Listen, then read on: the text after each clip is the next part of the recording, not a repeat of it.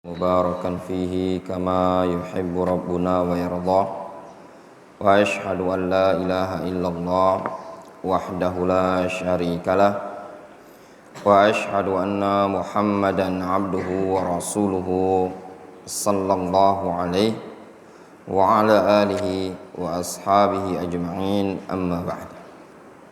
Sebelum kita lanjutkan, ada apa saja bab adab talib, adab seorang penuntut ilmu terhadap gurunya.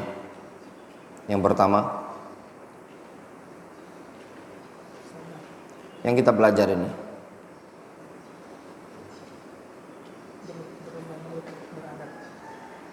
talattuf talib li syekhihi, yaitu berlemah lembut atau santun terhadap gurunya. Terus sabr talib ala sohbati syekh, sabarnya seorang talib, seorang santri terhadap gurunya. Jadi yang dituntut itu seorang santri untuk sabar di pondok pesantren, ya, sebagaimana Nabiullah Khadir alaihi salam menuntut Musa agar sabar ketika mencari ilmu. Apapun kondisi dan keadaan yang ada pada saat menuntut ilmu, itu semua harus dilalui dan ditelan. Yang namanya menuntut ilmu, ya ikhwan, tidak ada sesuatu yang gampang atau ringan. Terkadang dalam menuntut ilmu itu kita harus berpisah dengan orang-orang yang terdekat, berpisah dengan orang yang kita sayangi, berpisah dengan orang tua dalam rangka menuntut ilmu. Terkadang kita harus meninggalkan maladzatid dunya, kelezatan, kenikmatan dunia dalam rangka menuntut ilmu. Dan juga kadang dalam menuntut ilmu itu kita harus mengalami atau menghadapi sekian banyak ujian dan rintangan di lingkungan menuntut ilmu tersebut. Maka seorang thalibul ilmi harus bisa as-sabr, sabar dengan kondisi-kondisi yang seperti ini. Harus jauh, terpisah dari orang tua. Kadang mungkin setahun sekali baru pulang, bahkan mungkin tidak pulang sama sekali. Namun ketika dilakukan atau ditempuh dengan cara sabar, keberhasilan itu sesuatu yang insyaallah ta'ala akan diraih oleh seorang thalibul ilmi. Sebagaimana kata Al-Imam Syafi'i rahimahullah, wa man lam yadhuq murat ta'allumi sa'atan tajarra dhullal jahli tula hayatihi. Barang siapa yang tidak mau merasakan pahitnya menuntut ilmu, maka kata Imam Syafi'i, kalau tidak mau merasakan pahitnya menuntut ilmu, maka hendaklah dia menelan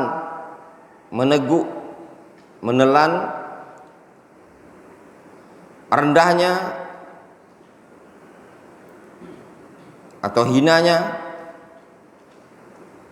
kebodohan sepanjang hidup dia. Lihat yang diumpamakan oleh Imam Syafi'i rahimahullah ta'ala, ketika seseorang enggan untuk sabar dalam menuntut ilmu, dampaknya penyesalan yang akan dia dapatkan di masa mendatang. Ada ungkapan yang masyhur yang dinukilkan dari Al-Imam Asy-Sya'bi rahimahullahu taala. Beliau pernah ditanya, bima tanalu hadzal ilm, dengan apa engkau bisa meraih ilmu ini tadi? Kata Imam Asy-Sya'bi rahimahullah, binafil i'timad, dengan menghilangkan al-i'timad. Jangan bersandar pada kemampuan kita. Ilmu itu rezeki dari Allah Subhanahu wa taala. Jangan bersandar pada kecerdasan. Jangan bersandar pada kuatnya hafalan. Namun bertawakal kepada Allah Subhanahu wa taala. Yang kedua kata Imam Asy-Sya'bi, bisabrin kasabril jamad, bersabar seperti sabarnya benda yang tidak bergerak. Mau diapain? Ya. Al-jamad itu benda mati. Ya, benda yang tidak bergerak. Antum kalau ada batu, antum sepak, antum tendang, dia tidak bisa lari. Beda dengan binatang atau hewan, antum sepak, antum tendang, lari dia. Kata Imam Asy-Sya'bi, seorang penuntut ilmu akan meraih ilmu itu kalau bisabrin kasabril jamad, dia bisa bersabar. Kemudian Al-Imam Asy-Sya'bi juga mengatakan apa? As-sayr fil bilad, dengan cara berjalan di banyak negeri, rihlah. Ini juga kadang seorang penuntut ilmu dalam rangka mencari ilmu tersebut, dia harus keluar dari kampung halamannya. Ketika seseorang keluar dari kampung halamannya, di situ langkah awal ujian. Antum yang ada di Palembang ini, tidak sama ujiannya bagi orang-orang yang datang dari jauh. Seperti yang dari Aceh, dari Kalimantan. Antum anak-anak Palembang udah berapa kali pulang? Kayaknya enggak hitung. Antum tanyakan sama Abdul Razak, belum pulang dia, udah setahun lebih. Ya Abdul Razak, antum setahun lebih di sini. Udah setahun lebih dia enggak pulang-pulang ke Batam. Tentu ujian orang yang jauh dari kampung halaman itu lebih besar untuk bersabar. Tapi lihat tadi kata Imam Asy-Sya'bi, ilmu itu bisa diraih dengan cara apa? As-sayr fil bilad. Orang tua antum yang menempatkan antum ke pondok pesantren rela melepas anak kesayangannya. Dalam rangka apa? Fahami kenapa antum ditaruh di sini? Dari Kalimantan taruh ke sini untuk apa? Untuk belajar. Jauh-jauh orang tua ngantar antum ke sini untuk belajar. Harapannya apa? Harapan suatu saat nanti ilmu yang antum dapat bisa bermanfaat untuk mereka atau bermanfaat untuk masyarakat. Orang tua tidak minta banyak dari seorang anak. Harapan orang tua itu dia, seorang anak ini tadi, menjadi anak yang saleh, bisa menjadi tabungan amal jariah bagi orang tua. Antum tanyakan kepada orang tuanya antum yang memondokkan antum di sini, harapan mereka cuma satu. Kalau seandainya mereka meninggal dunia, dan itu pasti meninggal itu, harapan mereka ada anak yang mendoakan, ada amal kebaikan yang mengalir untuk mereka. Makanya dipisah, ditempatkan di tempat yang jauh. Harapannya yang dulunya diawali dengan tangisan bisa berubah menjadi dengan senyuman. Demikian juga Imam Asy-Sya'bi rahimahullah taala menyebutkan bil bukur kabukuril ghurab. Ilmu itu dia dapatkan dengan cara datang di awal waktu, di pagi-pagi, seperti pagi-paginya al-ghurab, ya, burung gagak. Burung gagak itu beda dengan burung-burung yang lain, ya. Dia di pagi hari. Kalau kita di Yaman dulu, udah pagi hari itu sudah kelihatan habis subuh itu dia terbang, ya. Masih gelap-gelap itu dia udah cari makanan. Maksudnya dalam menuntut ilmu itu datang lebih awal. Jangan sampai ustadznya sudah duduk, antumnya ada yang masih di kamar mandi, masih di atas, dan yang semisalnya, ya. Jadi menuntut ilmu harus sabar, ya. Ujian bagi seorang thalibul ilmi ketika dia belajar, khususnya di Palembang ini atau di Indonesia ini secara umum, lebih ringan. Antum yang belajar di sini, apa sih ujiannya? Air lancar. Sebagian pondok pesantren itu airnya susah, air bersihnya susah. Sebagian pondok pesantren seperti itu, asin, ya. Anak dulu mondok di Jawa Timur, di Indonesianya, mondok di Pondok Al-Bayyinah, Kecamatan Sedayu, Gresik. Asin airnya, tidak sesegar air yang antum pakai ini tadi. Kalau cuci baju tuh dikasih sabun, airnya tidak banyak busa. Kalau ada hujan itu, aduh, itu anugerah yang sangat dinanti-nanti. Kita nada air, nampung air. Itu kalau nyuci baju itu, kalau disiram dengan air hujan, itu keluar busanya. Berarti selama ini baju itu menyimpan busa sabun. Antum bisa bayangkan air payau, ya, agak lengket-lengket, asin dia. Kalau gosok gigi itu kayak minum kayak air garam Oralit gitu lah. Kayak gitu. Bukan sebulan 2 bulan, 4 tahun anak di sana merasakan air yang seperti itu. Antum bisa bayangkan dari lingkungan air. Cuaca waktu itu Jawa Timur itu lebih panas dibandingkan Palembang ini. Di Yaman, oh lebih lagi tuh. Awal kali ana menginjakkan kaki di Darul Hadits di Fuse itu tadi, itu di awal-awal musim panas. Ana udah lihat ketika musim panas itu badai angin kencang, sehingga debu itu mengangkat pasir itu. Gelap, tiba-tiba gelap, ya.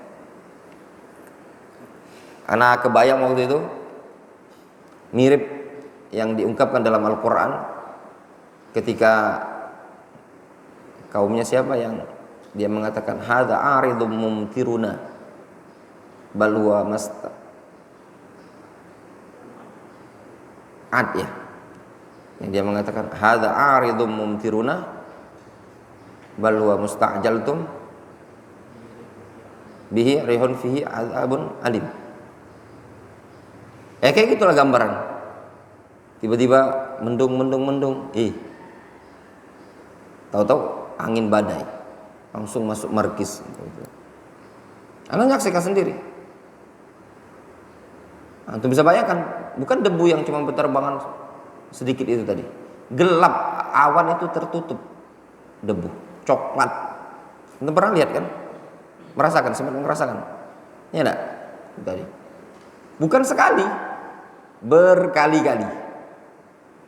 Kalau udah badai debu itu datang, teras markis Darul Hadits Fuse itu penuh dengan debu. Tebalnya bisa sampai 1 senti tertutupi debu. Harus dilalui berapa lama? Bukan sebulan 2 bulan. Berapa lama antum di sana? Antum harus melaluinya. lagi makan, ya di nampan. Atau pernah ngalami kira-kira? Lagi nampan, makan di nampan tiba-tiba, ada ruangannya. Enggak makan di teras yang di Dohi masjid lama itu enggak ya? Sama ya, dulu sama Nana juga. Tapi kan ada bolongan kan? Tahu-tahu angin debu. Antum bayangkan lah, nasi terus kayak kena taburan masaku. Masakunya debu. Dimakan saja lah, bismillah. Alhamdulillah sampai saat ini masih hidup. Itu tadi. Yang mati ya mati, yang hidup ya hidup. Dengan kondisi seperti itu. Lingkungan yang panas. Ya. Kalau di Yaman jangan antum tanya. Enak enggak? Aduh. Antum bisa bayangkan listriknya suka sering mati. Tiba-tiba lagi belajar, lagi daras, listrik mati, solarnya habis. Ya. Panasnya langsung keringatan itu berkucuran. Panas sekali. 45 derajat. Kita 32 derajat saja di Palembang ini. Kalau lagi panas, itu panasnya luar biasa kan. Gimana antum bisa bayangkan 45 derajat? Panas. Kalau istilah orang tuh panas full. Tuh kalau masuk kamar mandi, ya di Fuse itu kalau masuk kamar mandi lagi musim panas itu tadi, antum dah simpen air dingin, mencebok, ngelupas kulit.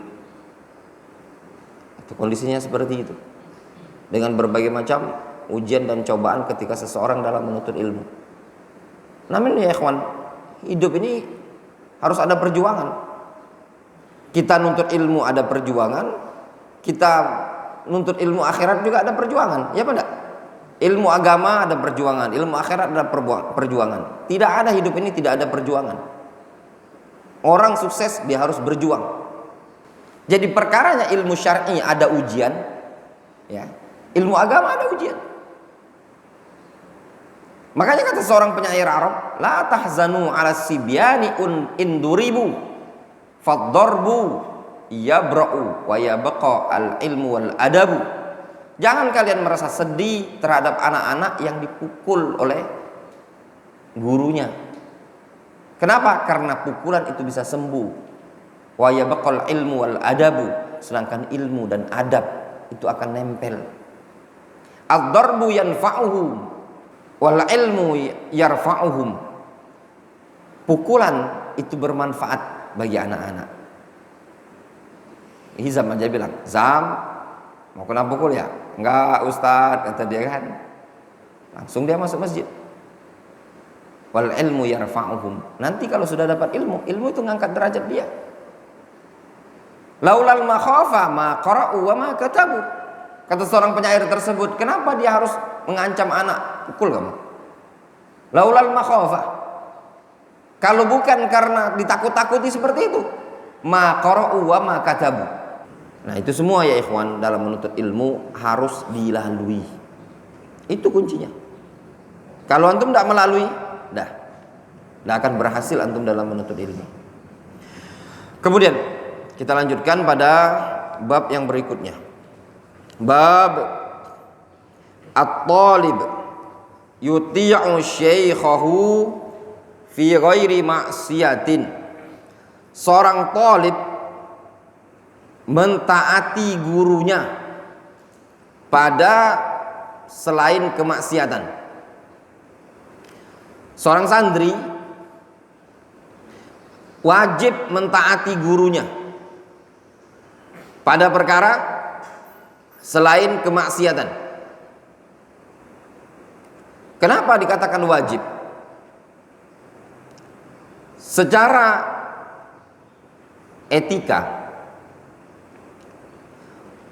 guru itu adalah pengganti orang tua.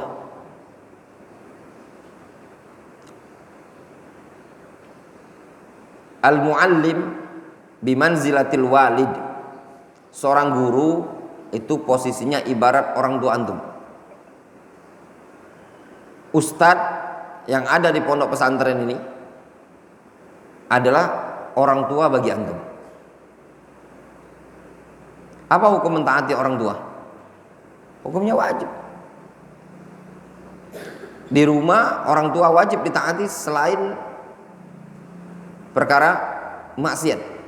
Demikian juga guru wajib untuk ditaati pada perkara-perkara yang membawa kemaslahatan. Qala Allah Ta'ala, Allah Subhanahu wa taala berfirman, Ati'ullah wa ati'ur rasul wa ulil amri minkum. Taatilah Allah dan taatilah Rasul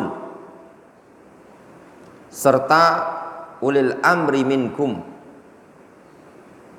serta pemimpin kalian.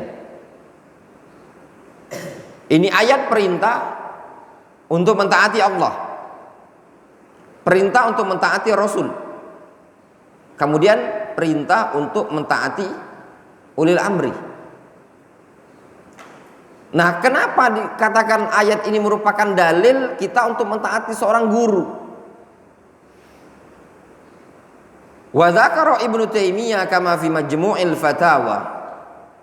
Syekhul Islam Ibnu Taimiyah menyebutkan sebagaimana dalam Majmu'ul Fatawa,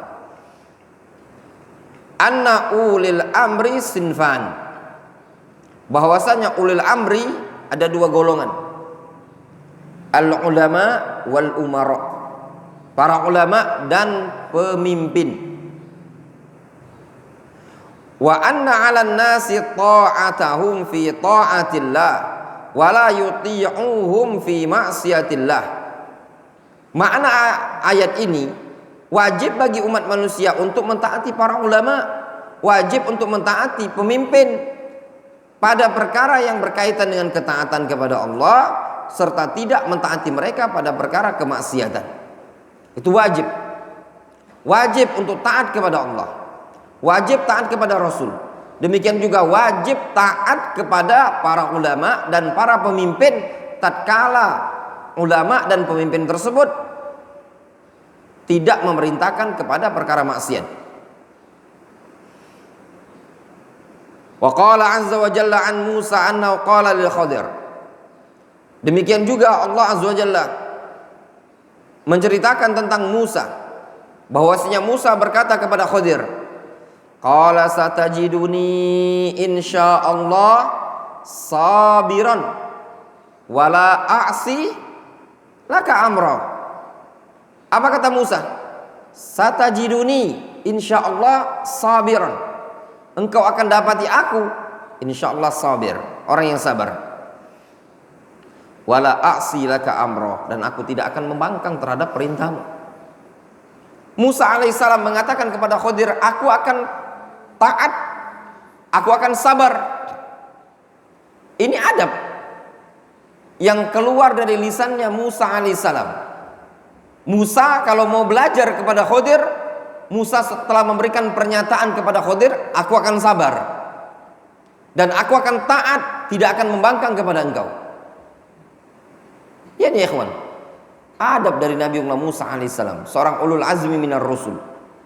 Beliau mencontohkan adab, dikisahkan dalam Al-Quran, diabadikan dalam Al-Quran, bagaimana selayaknya adab seorang talibul ilmi terhadap gurunya, sabar dan juga taat. Kemudian waqala Ibnul Qayyim, berkata Imam Ibnul Qayyim, wat tahqiq annal umara, kesimpulannya, annal umara innama yuta'una idza amaru bi muqtadal ilmi, bahwasanya umara mereka ditaati tatkala memerintahkan dengan perkara yang merupakan muqtada al-ilm, merupakan konsekuensi ilmu. Umara ditaati tatkala memerintahkan kepada perkara yang merupakan konsekuensi dari ilmu. Fata'atuhum taba'un li ta'atil ulama. Fata'atuhum taba'un li ta'atil ulama. Sehingga mentaati umara, mentaati pemimpin adalah mengikut kepada ketaatan ulama. Jadi kalau mau urutannya, taat kepada Allah, taat kepada Rasul, taat kepada ulama, kemudian taat kepada umara. Ketaatan kepada umara itu tatkala umara tersebut memerintahkan kepada perkara yang merupakan konsekuensi ilmu, maknanya hak.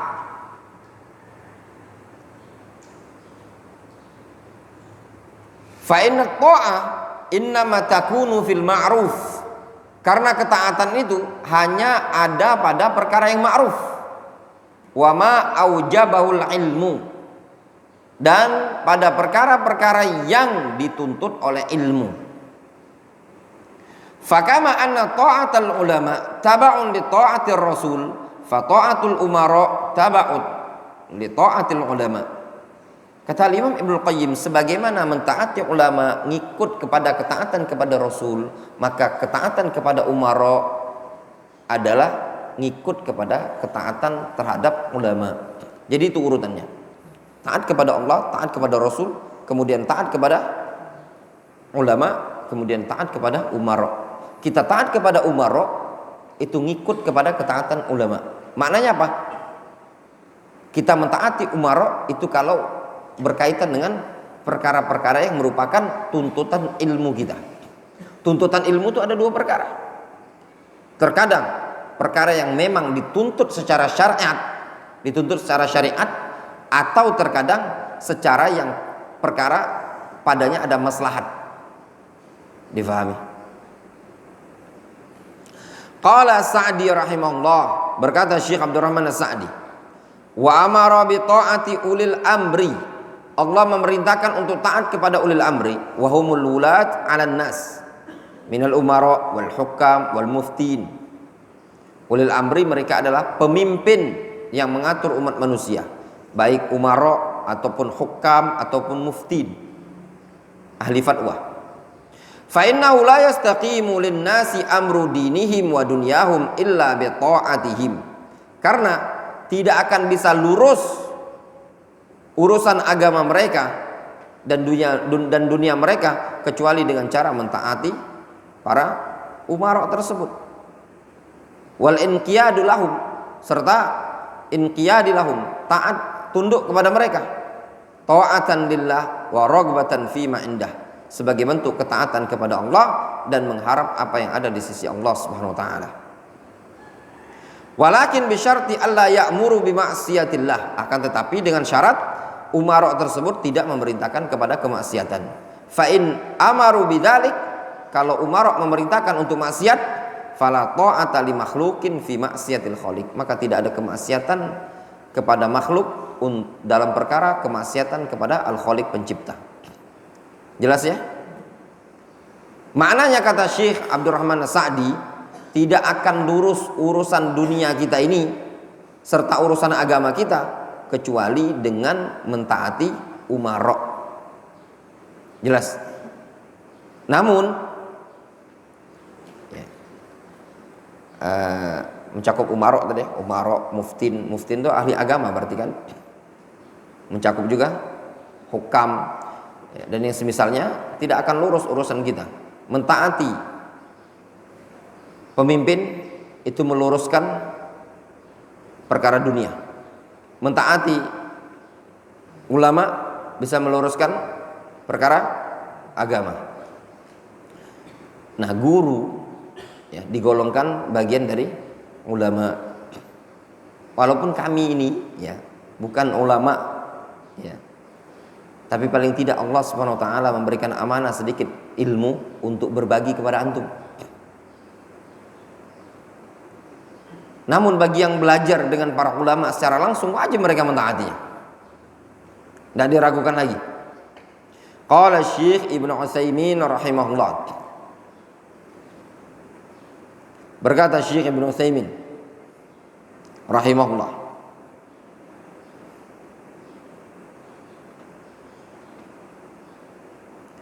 wa'addahu bi syai'ain, dan Allah menggolongkannya dengan dua perkara.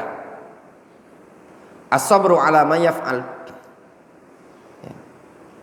Al-i'timar bima ya'mur wal intiha amma yanha. Ya. Kata Syekh Ibnu Utsaimin, atau wa'duhu bi syai'ain. Kata Syekh Ibnu Utsaimin, wa'duhu bi syai'ain. Janji Allah Subhanahu wa taala itu dengan dua perkara. Yang pertama, sabar terhadap apa yang dia lakukan. Kemudian al-i'timar bima ya'mur, dan mengerjakan apa yang diperintah serta berhenti dari perkara yang dilarang. Itu kunci kesuksesan. Sabar ya, terhadap apa yang dilakukan oleh ulama, apa yang dilakukan oleh umara, kita harus sabar. Itu kunci keberhasilan. Gimana ayat Al-Quran? Ati'ullah wa ati'ur rasul wa ulil amri minkum. Terus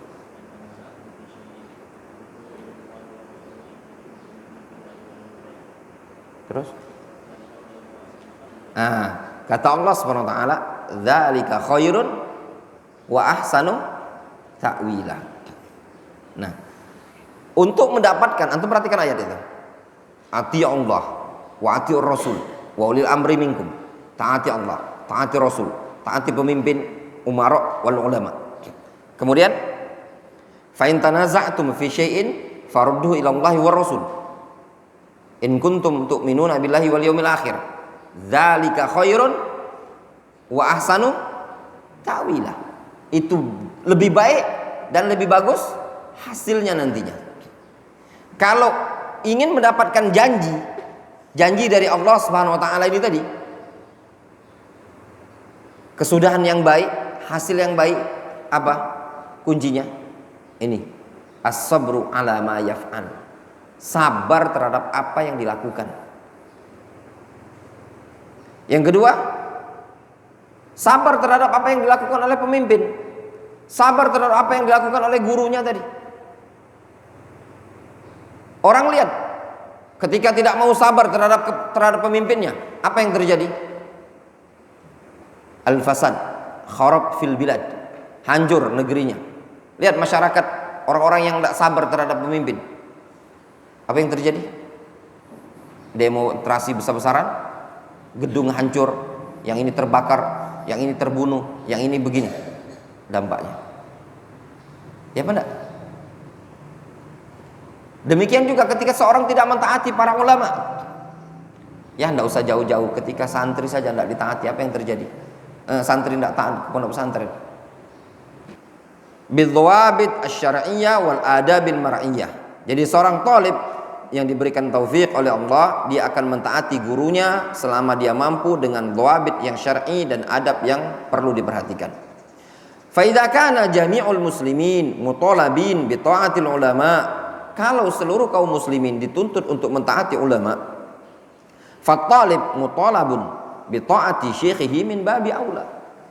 Kalau seluruh kaum muslimin dituntut untuk mentaati ulama, maka santri ya dituntut untuk mentaati gurunya, itu terlebih-lebih lagi, min babi aula. Lima lahu alaihi minal huquq al-katsirah, karena guru itu punya hak yang sangat banyak.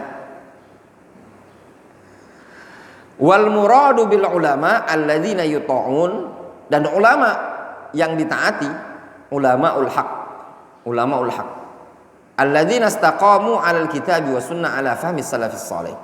Itu ulama yang istiqamah di atas Al-Qur'an dan sunnah sesuai dengan pemahaman salafus saleh. Guru yang wajib ditaati tatkala guru tersebut memerintahkan kepada perkara yang ma'ruf.